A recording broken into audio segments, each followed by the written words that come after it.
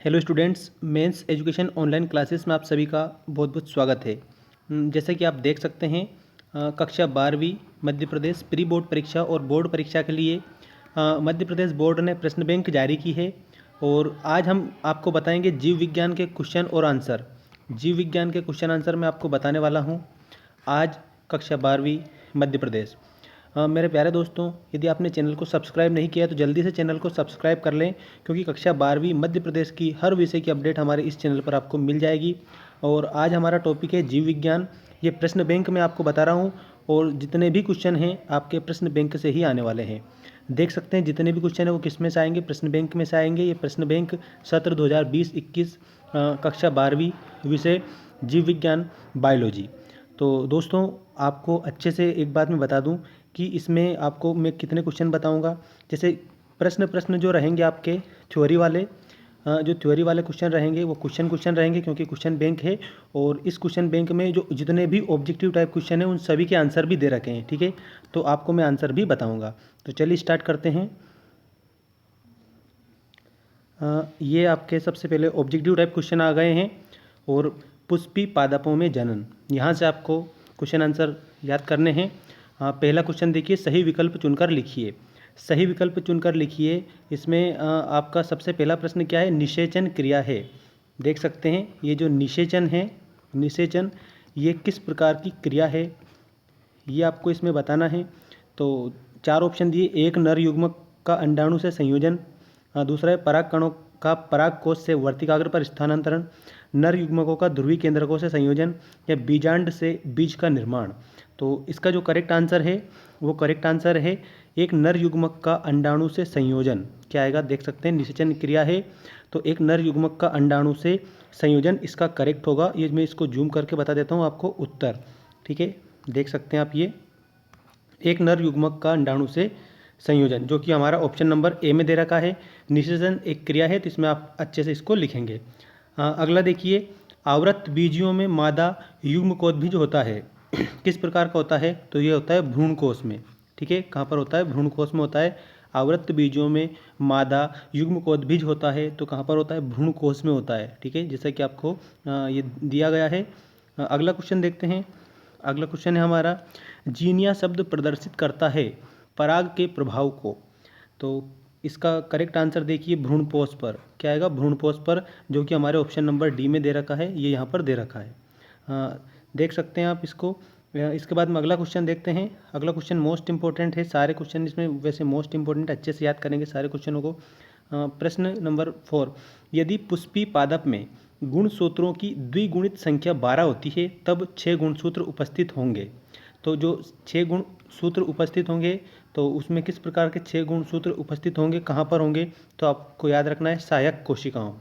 कहाँ पर, सहायक कोशिकाओं। तो ये कौन सा ऑप्शन है, ऑप्शन नंबर सी हमारा इसमें करेक्ट होगा। यदि पुष्पी पादपों में गुणसूत्रों की द्विगुणित जो संख्या है वो 12 है, तब जो 6 गुण उपस्थित होते हैं तो वो किसके, सहायक कोशिकाओं के। अगला क्वेश्चन देखिए। अगला क्वेश्चन क्या, क्वेश्चन नंबर 5 देखिए। निषेचन के पश्चात, निषेचन के पश्चात बीजों के बीजावरण विकसित होते हैं। निषेचन के पश्चात बीजों के बीजावरण विकसित होते हैं किसमें, तो अध्यावरणों में। किसमें, अध्यावरणों में होते हैं। अगला देखिए, पेरिस्पर्म होता है। जो पेरिस्पर्म है वो क्या होता है, तो आपको बताना है। अपमिश्रण क्या होता है, अपमिश्रण होता है, जो कि हमारा ऑप्शन नंबर बी में दे रखा है। याद रखें, ये ऑप्शन नंबर बी आपको यहाँ पर दिया गया है, तो इसका करेक्ट आंसर होगा अपमिश्रण। जो पेरिस्पर्म है वो अपमिश्रण में होता है। अब देखेंगे हम क्वेश्चन नंबर 7। क्वेश्चन नंबर 7 देखिए। क्वेश्चन नंबर 7 में क्या बताया है, जब जब बीजांडों के बिना निषेचन के अंडाशय से फल विकसित होता है तो इस क्रिया को कहते हैं, इस क्रिया को क्या कहते हैं, अनिषेक फलन कहते हैं। क्या कहते हैं, अनिषेक फलन कहते हैं, जो कि हमारा ऑप्शन नंबर सी में दे रखा है। याद रखेंगे आप अच्छे से, जब बीजांडों के बिना निषेचन के अंडाशय से फल विकसित होता है तो इस क्रिया को अनिषेक फलन कहते हैं। दोस्तों, मध्य प्रदेश बोर्ड की मैंने एक प्लेलिस्ट बनाई है, उस प्लेलिस्ट में हर विषय के 2-2 मॉडल पेपर अपलोड मैंने कर दिए हैं। तो आप देख सकते हैं, क्लास 12th की वो प्लेलिस्ट है, उसमें आपके विषय को चेक करिए, आपको 2-2 सेट पेपर उसमें मिल जाएंगे। और चैनल को ज़रूर सब्सक्राइब करना, और लाइक नहीं किया है तो लाइक ज़रूर कर देना। ठीक है। अगला क्वेश्चन देखते हैं। बिना युग्मक के संयोजन के बीजाणुद्भिज का परिवर्धन क्या कहलाता है? बिना युग्मक के संयोजन के जो बीजाणुद्भिद है उनका परिवर्धन क्या कहलाता है? तो वो अपयुग्मता कहलाता है। क्या कहलाता है? अपयुग्मता। ये अपयुग्मता कहलाता है। इसके बाद में अगला क्वेश्चन देखिए। पुष्पी पादपों में नर युग्मक पाए जाते हैं। पुष्पी पादपों में नर युग्मक पाए जाते हैं तो किस में पाए जाते हैं? पराग कण में। देख सकते हैं आप, पराग कण में पाए जाते हैं। याद रखेंगे आप इसे अच्छे से। पुष्पी पादपों में नर युग्मक पाए जाते हैं, पराग कण में पाए जाते हैं। अगला क्वेश्चन देखिए, क्वेश्चन नंबर 10। ठीक है, क्वेश्चन नंबर 10 देखिए, इसमें क्या दिया है। इसके बाद में हम खालिस्तान देखेंगे उत्तर सहित। ठीक है, देख सकते हैं आप, निभाग पाया जाता है। क्वेश्चन आपका है निभाग पाया जाता है, तो किस में पाया जाता है निभाग? तो इसमें आप लिखेंगे बीजांड में पाया जाता है। किस में पाया जाता है? बीजांड में पाया जाता है निभाग। ठीक है, तो अच्छे से याद रखेंगे। तो इसका ऑप्शन नंबर बी हमारा करेक्ट होगा, बीजांड में निभाग पाया जाता है। अब देखिए क्वेश्चन नंबर 11, सूरजमुखी में पाया जाता है। सूरजमुखी में क्या क्या पाया जाता है? तो देखिए, एक तो पहले नंबर पे तो पाया जाता है स्वपरागण। ठीक है, स्वपरागण पाया जाता है। और दूसरा आप याद रखना पर परागण। स्वपरागण भी पाया जाता है और पर परागण भी पाया जाता है। ठीक है, दोनों पाए जाते हैं। तो याद रखना, सूरजमुखी में स्वपरागण और परपरागण दोनों पाए जाते हैं। तो हम इसमें क्या लिखेंगे? उपर्युक्त सभी। क्या लिखेंगे? उपयुक्त सभी, क्योंकि स्वपरागण और परपरागण दोनों हैं। अगला देखिए क्वेश्चन नंबर 12, दोहरा निषेचन।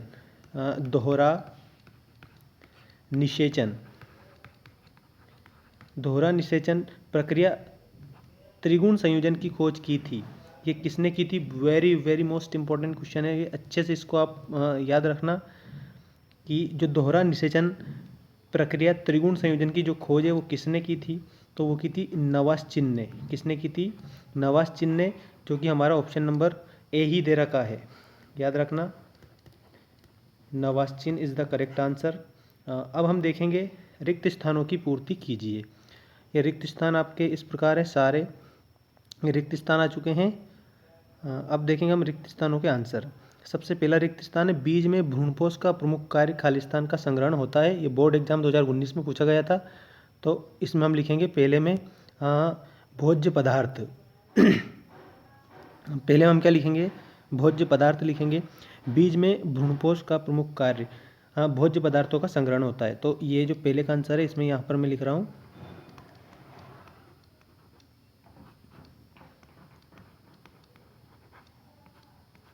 भोज्य पदार्थ। अगला देखिए, पक्षियों द्वारा होने वाला परागण कहलाता है। जो पक्षियों द्वारा होने वाला जो परागण है वो आर्निथोफिली कहलाता है। क्या कहलाता है? आर्निथोफिली। ये मैं अच्छे से आपको बता देता हूँ। सेकंड में आपको लिखना है आर्निथोफिली। आर्निथोफिली,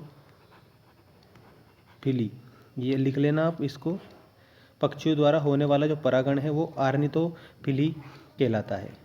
इसके बाद में अगला क्वेश्चन देखते हैं। सेब फल का उदाहरण है। जो सेब है वो किस प्रकार के फल का उदाहरण है? ये देख सकते हैं आप, सेब किस फल का उदाहरण है? तो ये है कूट फल। ठीक है, जो सेब है ये कूट फल का उदाहरण है। इसका आंसर देखिए, कूट फल आएगा। कूट फल, ये सेब कूट फल का उदाहरण है।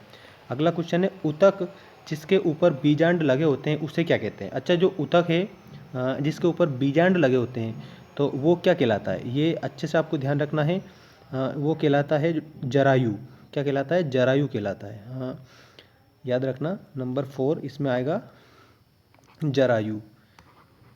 जरायु, उतक जिसके ऊपर बीजांड लगे होते हैं, इसके ऊपर बीजांड होते हैं दोस्तों। ठीक है, तो ये जरायु कहलाता है, ऐसा उतक है ये। सूरजमुखी में प्रकार के पुंकेसर पाए जाते हैं। जो सूरजमुखी है ना, उसमें किस प्रकार के पुंकेसर पाए जाते हैं? तो ये देखिए, सिनजिनेसियस पाए जाते हैं। ये नंबर 5 है, इसमें सिंजेनियस आएगा। ये वाला सिनजिनेसियस प्रकार के पुंकेसर पाए जाते हैं जो सूरजमुखी है ना उसमें। अब हम देखेंगे नेक्स्ट खालिस्तान। नंबर 6 वाला देखिए। नंबर 6 वाला पौधों में से फल का विकास होता है। जो पौधे हैं उनमें किससे फल का विकास होता है, ये क्वेश्चन नंबर 6 देखिए। इसमें खालिस्तान का पौधों में जो अंडाशय है, अंडाशय, पौधों में जो अंडाशय है उससे फल का विकास होता है। ये आप याद रखना, पौधों में अंडाशय के द्वारा फल का विकास होता है। अगला देखिए, अगला क्या है आपका, मक्का में एक बीज पत्र को कहते हैं स्कूटेलम कहते हैं। इसको याद रखना, क्या कहते हैं, स्कूटेलम कहते हैं। देखिए यहाँ पर लिखा हुआ है आंसर, ठीक है, ये सारे आंसर दे रखे हैं। तो स्कूटेलम कहते हैं, ये मैं यहाँ पर लिख देता हूँ, स्कूटेलम। तो याद रखना, मक्का के एक बीज पत्र को स्कूटेलम कहते हैं। अगला देखिए नंबर 8 में याद रखना, में चतुर्थी पुंकेसर पाए जाते हैं। जो सरसों है ना, उसमें क्या पाए जाते हैं, यहाँ पर सरसों आएगा इस खालिस्तान में, सरसों में चतुर्थी पुंकेसर पाए जाते हैं। अब क्वेश्चन नंबर 9 देखिए, अब क्या है इसमें, भ्रूणपोषी बीजों में खालिस्तान पतली होती है, उसमें क्या, कोशिका भित्ति पतली होती है ना, इसका आएगा कोशिका भित्ति। भ्रूणपोषी बीजों में कोशिका भित्ति पतली होती है, कोशिका भित्ति, है ना। ये भ्रूणपोषी बीज हैं उसमें ये पतली होती है। अब अगला देखिए, बीजांड में खालिस्तान से बीजांड व्रंत जुड़ा होता है। तो जो 10वां है ना, इसमें आएगा नाभि का, क्या आएगा, नाभि का। अगला देखिए, आवृतबीजी पौधों में पुंकेसर नर है, क्या है, तो जननांग है। पुंकेसर जो है नर जननांग है, जननांग, ये इस प्रकार से यहाँ पर आएगा। आवृतबीजी पौधों में जो पुंकेसर है वो नर जननांग है। अगला देखिए, टाइफा में खालिस्तान परागण पाया जाता है। जो टाइफा है उसमें संयुक्त क्या पाया जाता है, ये वाला याद रखना, संयुक्त परागण पाया जाता है। साल्विया में खालिस्तान परागण होता है। तो जो साल्विया है उसमें किस प्रकार का, तो कीट परागण होता है। कौन सा होता है, कीट परागण होता है। इसके बाद में अगला है, परागण की बाहरी भित्ति खालिस्तान कहलाती है। तो ये बाह्य चोल कहलाती है, क्या कहलाती है, बाह्य चोल, ये बाह्य चोल कहलाती है। अगला देखिए, बीज रहित फल बनने की क्रिया को कहते हैं। जो बीज रहित फल है वो बनने की क्रिया को क्या कहते हैं, अनिषेक जनन कहते हैं। ये यहाँ पर लिखा हुआ है, देख सकते हैं, अनिषेक जनन। और मैं यहाँ भी लिख देता हूँ, अनिषेक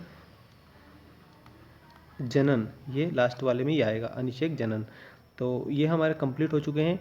अब एक शब्द में उत्तर दीजिए, एक शब्द में उत्तर दीजिए वाले क्वेश्चन आप कंप्लीट करेंगे।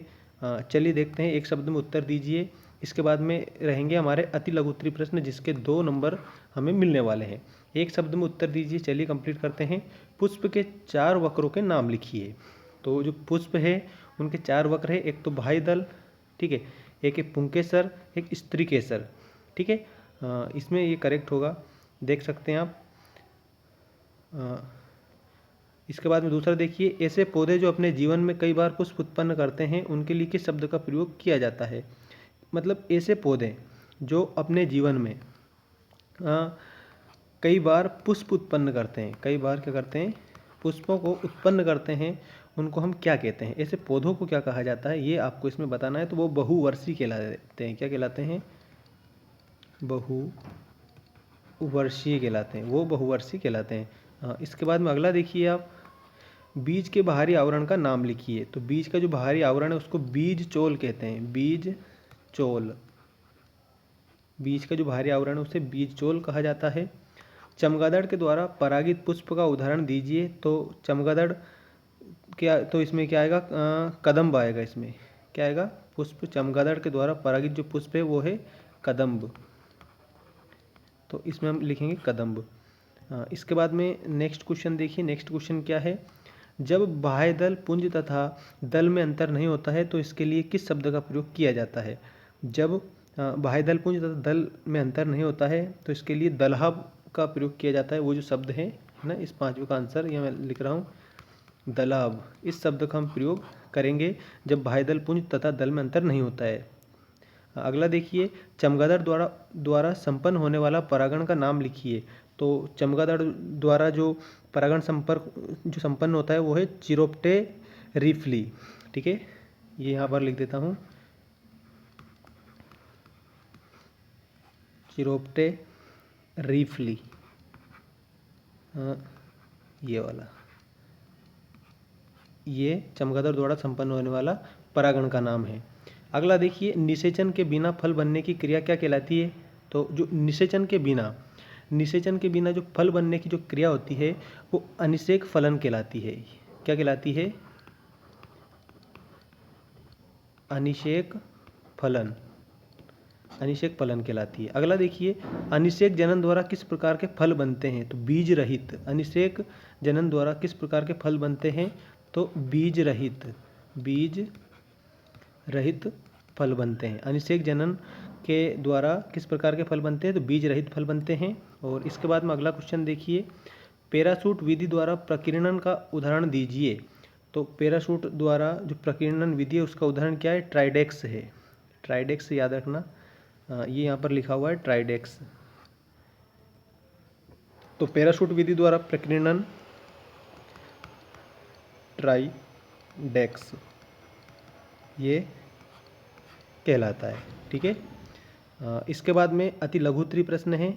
इन क्वेश्चनों के आंसर इस प्रश्न बैंक में नहीं दे रखे हैं। आप अच्छे से ध्यान रखें, सिर्फ क्वेश्चन देख लें, आपको यही क्वेश्चन याद करने हैं। इसके बाद में अगर आप कमेंट करेंगे तो मेरे पास में ये पूरी प्रश्न बैंक है। इस पूरी प्रश्न बैंक के और भी वीडियोस आपको उपलब्ध हो जाएंगे, जिसमें हर चैप्टर के आपके ओटी के तो आंसर है ही सही और क्वेश्चन रहेंगे। तो चलिए अति लघु उत्तरीय क्वेश्चन देख लेते हैं। अनिषेक जनन क्या है, इसका क्या महत्व है? इसके बाद में बहुभ्रूणता क्या है? ये बोर्ड एग्जाम 2019 में पूछा गया क्वेश्चन था, बहुभ्रूणता वाला। इसके बाद में निषेचन किसे कहते हैं? निषेचन के दौरान पराग नलिका का मार्ग नामांकित चित्र बनाना है। इसके बाद में परागकण भित्ति रचना में टेपिटम की भूमिका की व्याख्या करना है। अब हम देखेंगे लघु उत्तरीय प्रश्न, जो 3 नंबर हमें दिलाएंगे। कितने नंबर दिलाएंगे? ये लघु उत्तरीय प्रश्न 3 नंबर दिलाएंगे। तो इन लघु उत्तरीय प्रश्नों को आप अच्छे से ध्यान रखेंगे। ये 3 मार्क्स के हैं, देख सकते हैं आप। पहला क्वेश्चन देखिए, लघु बीजाणुधानी तथा गुरु बीजाणुधानी के बीच में अंतर स्पष्ट करना है। एक तो लघु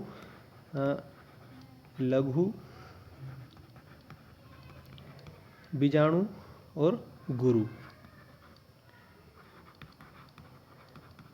बीजाणु। ठीक है, दोनों में धानी और लगाना है। इसमें क्या करना है? आपको अंतर बताना है लघु बीजाणुधानी और गुरु बीजाणुधानी में। अगला क्वेश्चन देखिए, एक प्रारूपी आवृत्तबीजी बीजांड के भागों का विवरण दिखाते हुए एक स्पष्ट एवं साफ सुथरा नामांकित चित्र बनाना है। एक प्रारूपी आवृत्तबीजी बीजांड के भागों का विवरण दिखाते हुए आपको एक स्पष्ट और साफ सुथरा चित्र बनाना है। अगला देखिए, तीसरा क्वेश्चन, एक स्पष्ट एवं साफ सुथरे चित्र के द्वारा परिपक्व मादा युग्मोत्बीज के 7 कोशीय 8 न्यूक्लिएट केंद्रक प्रकृति की व्याख्या आपको इसमें करना है। ठीक है, मोस्ट इंपोर्टेंट उन्होंने दे ही रखा है, ये लिखा हुआ है मोस्ट इंपोर्टेंट IMP, जो कि ये जो प्रश्न बैंक है आपकी board of secondary education Bhopal के द्वारा जारी की गई है। ये अच्छे से आप ध्यान रखेंगे और आप क्वेश्चन बैंक में से ही सारे क्वेश्चन याद करेंगे।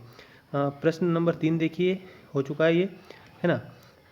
एक स्पष्ट एवं साफ सुथरे चित्र के द्वारा परिपक्व मादा युग्मोत्बीज 7 कोश की 8 न्यूक्लिएट केंद्रक प्रकृति की व्याख्या के बाद में हम देखेंगे त्रिसंलयन क्या है, ये कहाँ और कैसे संपन्न होता है। त्रिसंलयन में सम्मिलित न्यूक्लियाई का नाम बताना है। ये बोर्ड एग्जाम 2019 में पूछा गया था। कब पूछा गया था? बोर्ड एग्जाम 2019 में ये पूछा गया क्वेश्चन था, त्रिसंलयन वाला। अगला देखिए, विपुंसन से क्या तात्पर्य है? एक पादप प्रजनक कब और क्यों इस तकनीक का प्रयोग करता है। ठीक है, विपुंसन की बात आ गई है, विपुंसन से क्या आशय ये बताना है, और जो पादप प्रजनक है वो इस तकनीक का प्रयोग क्यों करता है। अगला देखिए, असंग जनन क्या है और इसका महत्व बताना है। असंग जनन, ठीक है, मोस्ट इंपोर्टेंट क्वेश्चन सारे के सारे इन्हीं में से याद करेंगे। असंग जनन, ठीक है, क्या है और इसका क्या बताना है, आपको महत्व भी बताना है।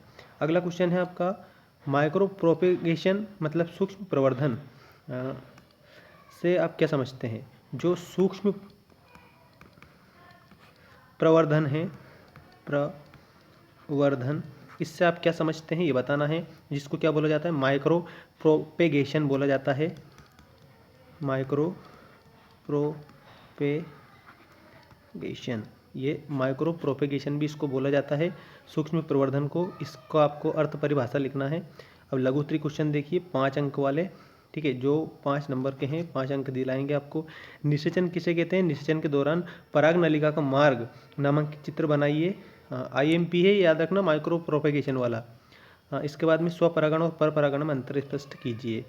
मुख्य शिक्षा चैनल पर आपको इसमें स्वपरागण और परपरागण में अंतर मिल जाएगा, आप देख सकते हैं, उन्होंने डाल रखा है, मुख्य शिक्षा पर भी जाकर देख सकते हैं स्वपरागण और परपरागण में अंतर। इसके बाद में अगला है नर युग्मक जनन क्या है? पौधों में नर युग्मक जनन क्रिया का वर्णन कीजिए। एक प्रारूपी आवृत्त बीजांड के भागों का विवरण दिखाते हुए एक स्पष्ट एवं साफ सुथरा नामांकित चित्र भी आपको इसमें बनाना है। ये कब पूछा गया था? बोर्ड एग्जाम 2019 में ये क्वेश्चन पूछा गया था।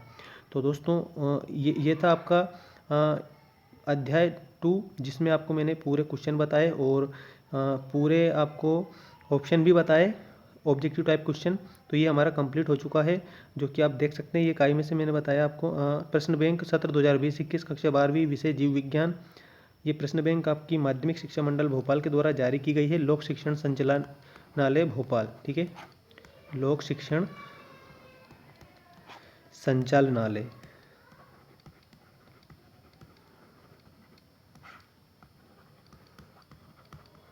भोपाल।